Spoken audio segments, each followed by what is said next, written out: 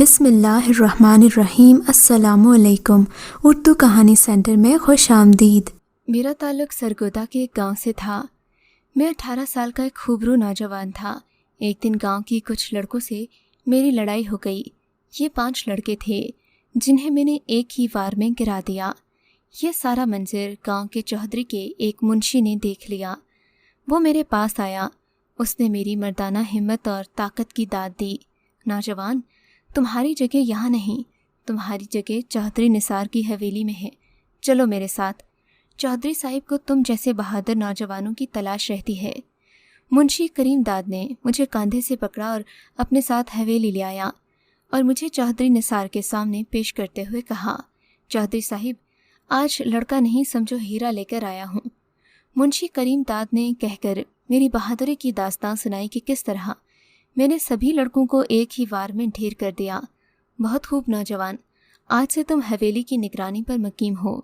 بہت سارے نوجوان ہیں حویلی میں، ہمہ وقت پہرے دار ہیں، لیکن آج سے تم ان سب کے سردار مقرر کیے جاتے ہو۔ تم جانتے ہو ہمارے دشمن یہاں بہت زیادہ ہیں، چودھری نثار نے کہا، اور منشی کریم داد نے مجھے کام سمجھا دیا۔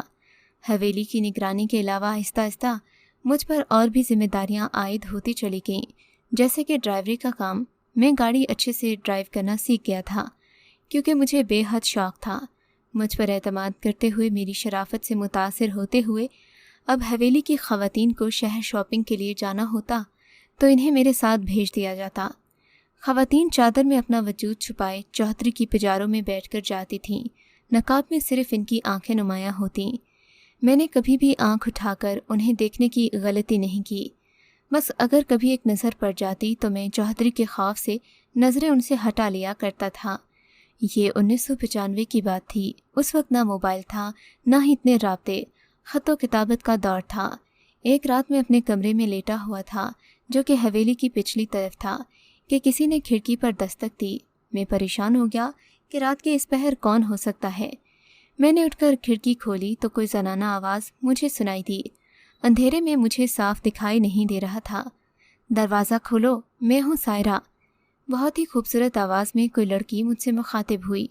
کون سائرہ؟ میں کسی سائرہ کو نہیں جانتا، میں نے جواب دیا۔ دروازہ تو کھولو، سب بتاتی ہوں، اس نے کہا تو میں نے دروازہ کھول دیا۔ وہ لڑکی جلدی سے اندر آئی۔ اس نے دروازہ بند کیا۔ وہ بہت گھبرائی ہوئی لگ رہی تھی۔ سردیوں کا موسم تھا۔ اس نے خود کو سیاہ شال میں لپیٹ رکھا تھا۔ اندر آتے ہی اس نے حسین چہرے سے نقاب ہٹایا۔ نارنجی رنگ کی بلب کی روشنی میں مجھے اس کا چہرہ واضح دکھائی دیا۔ وہ اس قدر حسین تھی کہ میں دیکھتا رہ گیا، مگر وہ کون تھی میں یہ سمجھنے سے قاصر تھا۔ میرے پاس کیوں آئی تھی یہ سوچ سوچ کر میں پریشان تھا۔ کون ہیں آپ اور اس وقت میرے پاس کیوں آئی ہیں؟ میں نے پوچھا۔ میں چودھری نثار کی سب سے چھوٹی بیٹی ہوں، تمہاری محبت میں پوری طرح سے گرفتار ہو گئی ہوں۔ میں یہاں اس وقت تم سے اپنے دل کا حال بیان کرنے آئی ہوں۔ اس لڑکی نے جلدی جلدی میں کہا۔ وہ جو کہہ رہی تھی میرے لیے اس پر یقین کرنا مشکل ہو رہا تھا۔ اسے مجھ سے محبت کیسے ہو سکتی تھی؟ میں نے تو اسے کبھی دیکھا ہی نہیں تھا۔ تم ہمیں شاپنگ کے لیے شہر لے جاتے تھے، گاڑی ڈرائیو کرتے تھے، میں چھپ چھپ کر تمہیں دیکھا کرتی تھی۔ تم سے زیادہ خوبرو نوجوان میں نے آج تک نہیں دیکھا۔ تم پر میں دل ہار بیٹھی ہوں، کب سے بے چین تھی تم سے ملنے کو۔ اس نے میرے دل کا سوال پڑھ لیا اور فوراً بولی، آپ کو اندازہ ہے آپ کیا کہہ رہی ہیں؟ آپ میرے مالک کی بیٹی ہیں۔ چودھری نثار بہت غیرت مند ہیں۔ اگر ان کو بھنک بھی پڑ گئی کہ رات کے اس پہر آپ مجھ سے اظہار محبت کرنے آئی ہیں تو میں تو کتوں کی موت مارا ہی جاؤں گا، لیکن بچیں گی آپ بھی نہیں۔ میں نے اپنے خدشے کا اظہار کر دیا۔ ہم اس کا موقع ہی کسی کو نہیں دیں گے۔ چلو ہم راتوں رات کہیں دور بھاگ چلتے ہیں، نکاح کر لیتے ہیں اور سکون سے زندگی گزارتے ہیں۔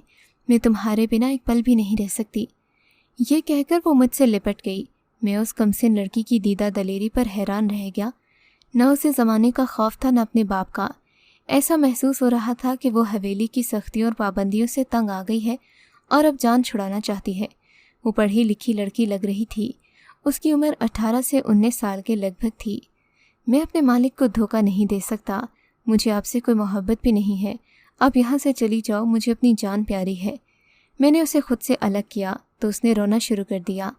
اگر تم نے مجھ سے شادی نہیں کی نا تو قسم کھا کر کہتی ہوں میں اپنی جان دے دوں گی، मगर तुम्हारे अलावा किसी से शादी नहीं करूँगी।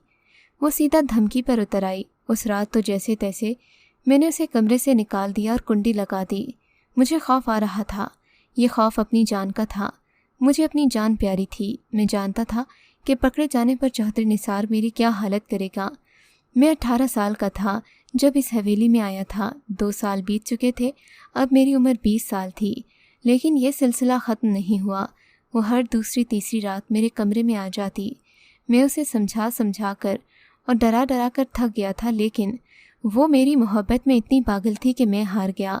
ऊपर से वो इतनी कमसिन हसीन कि मुझे खुद पर काबू न रहा और मैं उसे अपना दिल दे बैठा। फिर हमारी मुलाकातों का सिलसिला चल निकला। मेरा कमरा ऐसी लोकेशन पर था कि ज़्यादा किसी की नज़र नहीं जाती थी, क्योंकि वो हवेली की पिछली तरफ था और मैं वहाँ निगरान था। मोहब्बत के हाथों मजबूर होकर मैंने सायरा के साथ भागकर शादी करने का फ़ैसला कर लिया। ऐसी ही एक अंधेरी रात में और सायरा अपना सामान समेटकर हवेली से भागने की कोशिश करने लगे। मेरे पास तो उस वक्त फूटी कौड़ी भी नहीं थी, लेकिन सायरा ने हवेली से अच्छी खासी रकम और ज़ेवरात उठाए थे। मगर किस्मत ने हमारा साथ नहीं दिया। हवेली की एक वफ़ादार खादिमा ने हमें देख लिया और चौधरी निसार को फ़ौरन जगाकर इत्तला कर दी। अचानक हवेली में कोहराम मच गया। सायरा को तो उसके भाई हाथ से खींचते हुए अंदर ले गए। अब उसकी दर्दनाक चीखों की आवाज़ें सुनाई दे रही थीं। यकीनन इस पर बुरे तरीके से तशद्दुद हो रहा था। चौधरी निसार और उसके बेटे अब मेरा क्या हशर करने वाले थे, मुझे सब नशर आ रहा था। अपनी बेटी को तो शायद वो बख्श भी दें, क्योंकि वो उनका अपना खून थी, लेकिन मुझे नहीं बख्शेंगे। नमक हराम, हमने तुझे अपने घर में जगह दी, तुझे अपने ख़ास मुलाजिमों में किया, और तूने ये सिला दिया, हमारी इज्जत पर हाथ डाल दिया। चौधरी निसार का बड़ा बेटा मुझे लातों और घोंसों से मारता हुआ कहता जा रहा था, मेरा हंटर लेकर आओ। चौधरी निसार की आवाज़ मेरी समातों से टकराई। वो अपने मुलाजिम से चाबक मंगवा रहा था। वो ज़ुबान से जहर उगलते हुए मुझे जानवरों की तरह मार रहा था। मुझे नहीं याद वो मुझे कितनी देर तक मारते रहे।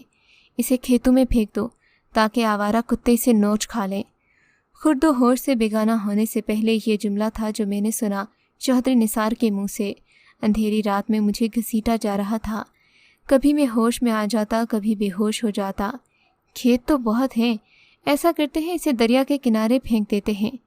चौधरी निसार के वो 4-5 मुलाजिम जो मुझे घसीट रहे थे, इनमें से किसी एक ने कहा, इन लोगों ने मुझे दरिया में फेंक दिया।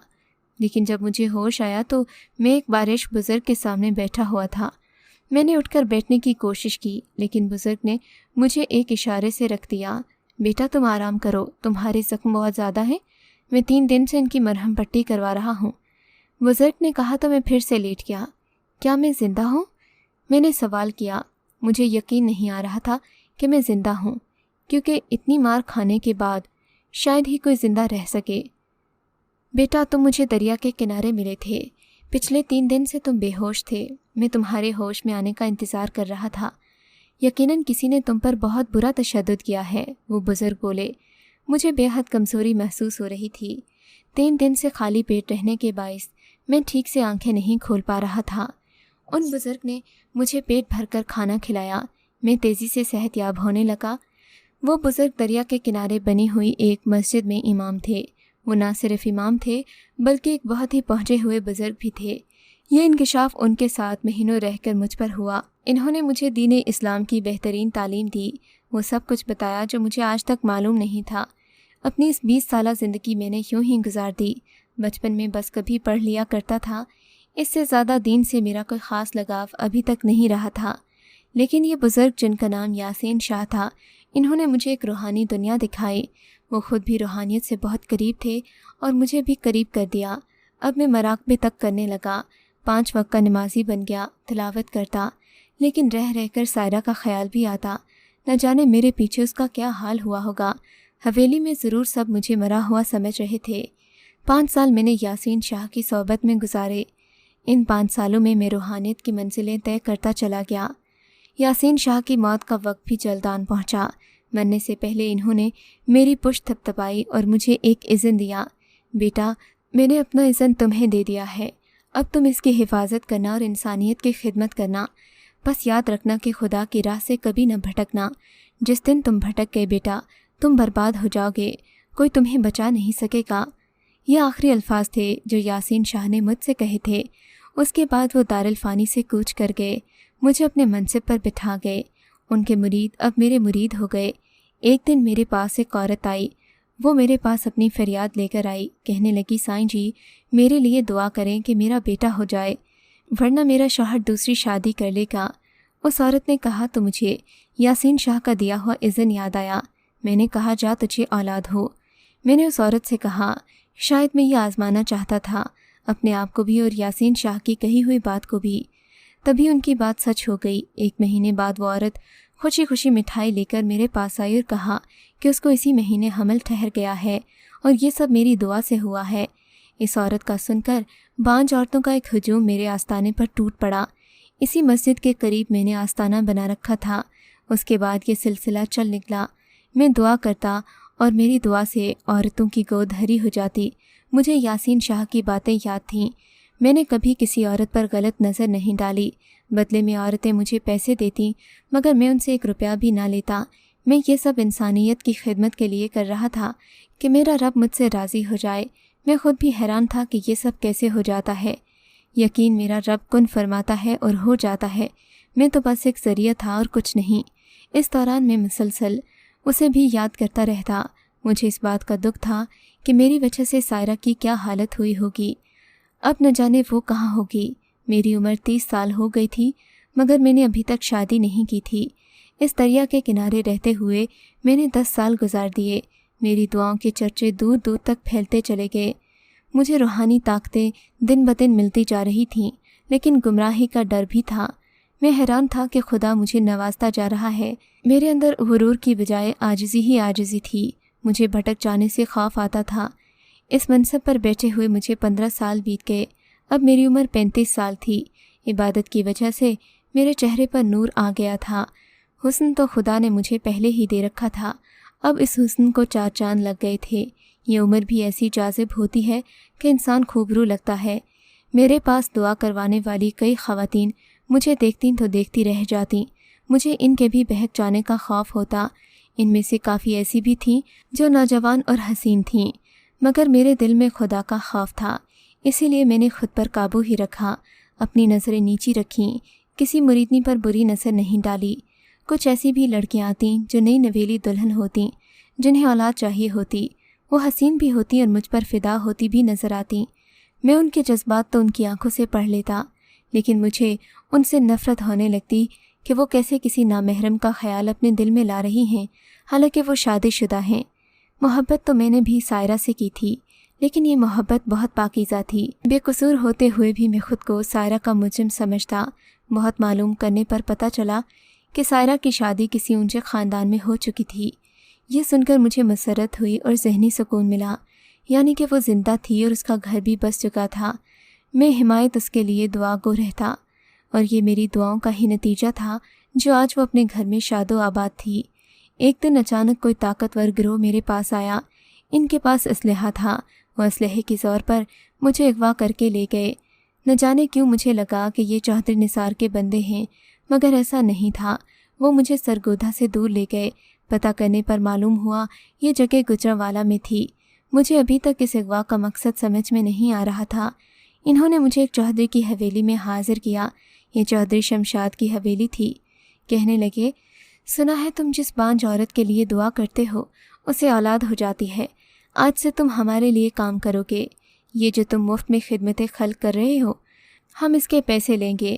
ہر آنے والی عورت ہمیں 10,000 روپے دے گی اور تم اس کے لیے دعا کرو گے۔ وہ پیسے صرف ہماری ملکیت ہوں گے۔ اگر تم ایسا نہیں کرو گے تو تم سمیت تمہارے مریدوں کو بھی ہم جان سے مار دیں گے۔ چودھری شمشاد نے کہا۔ میں نے کہا میں ہرگز ایسا نہیں کروں گا۔ یہ کام میں اللہ کی رضا کے لیے کرتا ہوں۔ آج تک میں نے دعا کے بدلے 1 روپیہ بھی کسی سے نہیں لیا۔ یہ میرے اصولوں کے خلاف ہے اور آپ جیسے پیسے والے چوہدری کو بھلا اس کی ضرورت کیا ہے؟ میں نے کہا تو چوہدری شمشاد کو غصہ آ گیا۔ اس کے مریضوں کو پکڑنا اور ان کی آنکھوں کے سامنے گولیوں سے بھون ڈالنا، شاید پھر اسے میری بات سمجھ میں آئے۔ صحیح طریقے سے اسے سمجھ نہیں آ رہی۔ چوہدری شمشاد نے اپنے چیلوں سے کہا جن کے پاس اسلحہ تھا۔ اب مجھے واقعی اپنے مریدوں کی جان کی فکر لاحق ہو گئی۔ اپنے مریدوں کی جان بچانے کے لیے مجھے ان کی بات ماننا ہی پڑی۔ میں جانتا تھا میرا ایک انکار इन सब की जान ले लेगा। इन्होंने मुझे एक वीरान जगह पर आस्ताना बना कर दिया। आस्ताने के बाहर उसके असलहादार मुलाजिम पहरा देते थे 24 घंटे। वो लोग दिन में 70 औरतों को मेरे पास दुआ के लिए लेकर आते। मैं रोज़ाना 70 औरतों को दुआ देता और वो हामिला हो जाती। वो लोग हर औरत से 10,000 रुपये लेते और यूं दिन में लाखों रुपए जमा हो जाते। न जाने कितनी ही औरतें और लड़कियां आती और चली जाती। मैं बस दुआएं करता रहता। ये एक सर्द शाम थी। दिन भर औरतों के लिए दुआ करने के बाद मैं थक हार कर सो गया था। शाम को औरतें नहीं आती थीं। शाम को मैं सुकून महसूस करता। मैं नींद से जागा तो शाम को मुलाजिम ने मेरे सामने चाय रखी। चाय पीने के बाद मैं खड़ा हुआ। बाहर जाकर मौसम का नज़ारा करना चाहता था, लेकिन जो ही दरवाजे तक पहुंचा, एक लड़की तेज़ी से अंदर दाखिल हुई।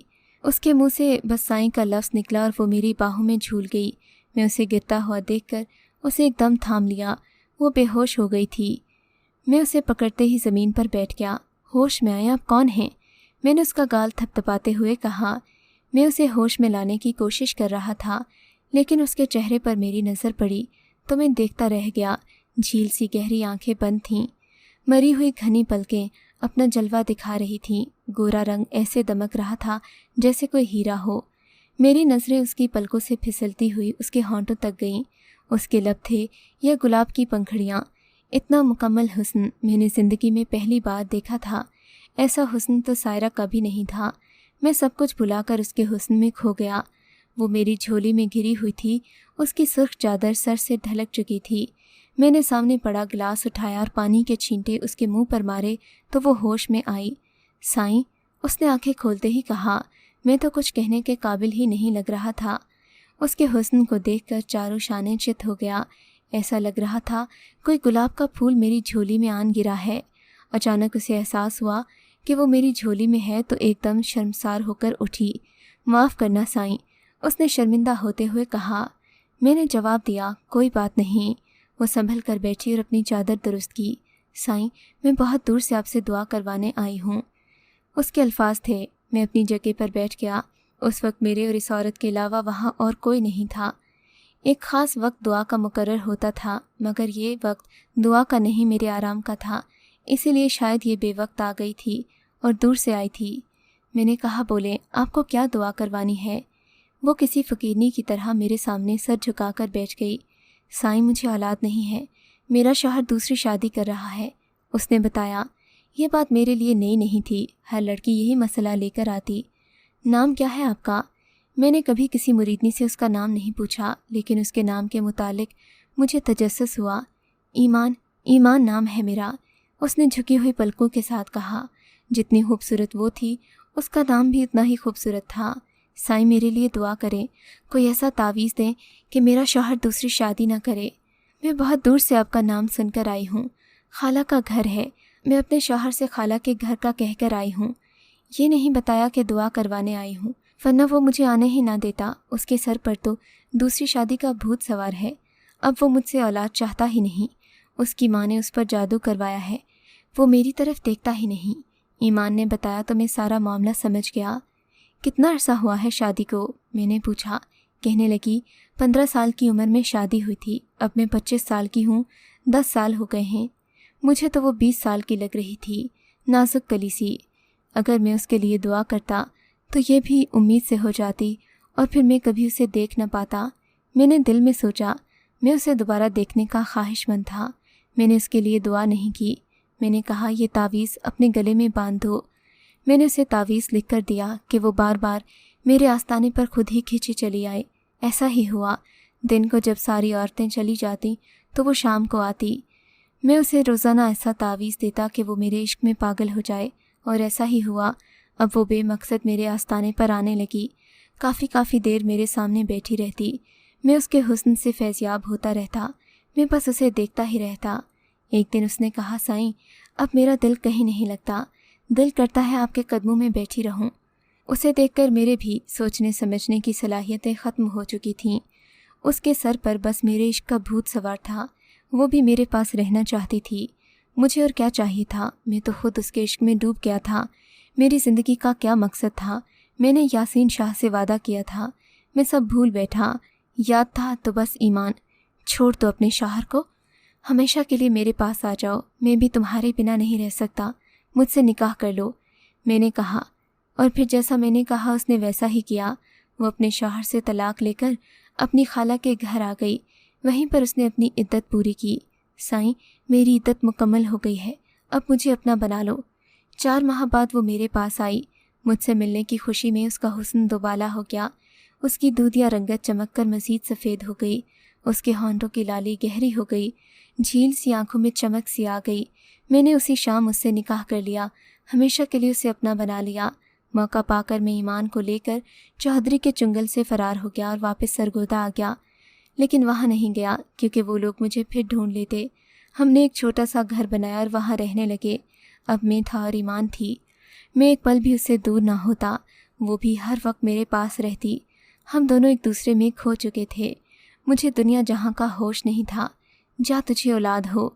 इतने अरसे में पहली बार मैंने ईमान को ये दुआ दी, क्योंकि मैं चाहता था अब उसे मुझसे औलाद हो जाए। मेरी दुआ जल्द कबूल हो गई और उसे हमल ठहर गया। साईं, आपकी दुआ पहले कभी कबूल नहीं हुई? ईमान ने पूछा। क्योंकि मैंने दुआ नहीं की थी। अगर मैं दुआ करता तो तुम मुझे कैसे मिलती? मैंने उसके माथे पर अपनी मोहब्बत की मोहर जब्त करते हुए कहा। अच्छा किया साईं, मुझे आपसे मिलना था, उसने खुशी से कहा। महीने गुजरते गए, हम दोनों की खुशी का कोई ठिकाना नहीं था। हम तो एक हो गए थे, अब हमें औलाद होने वाली थी। फिर वो दिन भी आ गया जब हमारी औलाद इस दुनिया में आई, लेकिन वो तो हिजड़ा था, न बेटा न बेटी। इसी तरह लगातार हमारे यहाँ 3 हिजड़े पैदा हुए। बस याद रखना बेटे, खुदा की राह से कभी न भटकना। जिस दिन तुम भटक गए, बर्बाद हो जाओगे। यासीन शाह के कहे हुए आखिरी अल्फाज मेरे कानों में गूंज रहे थे। मैं समझ गया कि कुदरत ने मुझे सज़ा दी है। मैंने ईमान को उसके शौहर से अलग किया। मैंने उसके लिए दुआ नहीं की। उसकी तलाक के लिए उसे तावीज़ बना कर दिए। मेरी वजह से उसके ख़ानदान वालों ने उससे ताल्लुक़ तोड़ दिया। मैंने उसे अपने इश्क में मुब्तला किया। क्या अब मैं किसी माफ़ी का हकदार हूँ? अगर आपको ये कहानी अच्छी लगी है तो इस वीडियो को लाइक कीजिए और इस तरह की मज़ीद वीडियोस देखने के लिए हमारे चैनल को सब्सक्राइब कीजिए।